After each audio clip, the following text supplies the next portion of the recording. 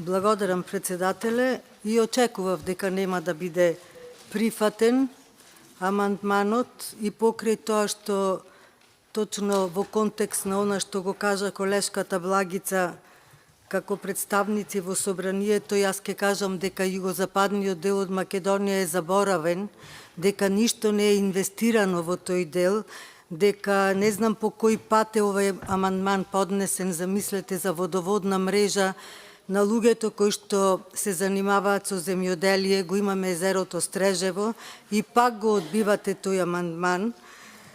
Во 21 век да се молиме за водоводна мрежа, животов кој што го ветувавте, го нема никаде, па затоа луѓето оттаму се иселуваат, а во вашата влада приоритет ви беше зголемување на земјоделските површини, зголемување на квалитетот на земјоделските производи.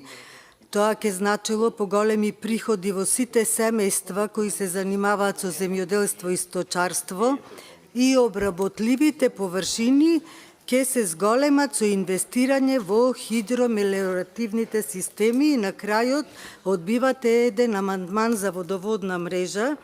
Тој дел југозападен секогаш бил печалбарски, луѓето се иселувале заради немање основни услови за живот, меѓутоа денес се иселуваат заради тоа што имаме нефункционални институции во државата и замислете, во петокот слушам, патот Битола-Меджитлија имало градежни активности. Еден ден пред тоа бев до граница, една лопата не видов на патот.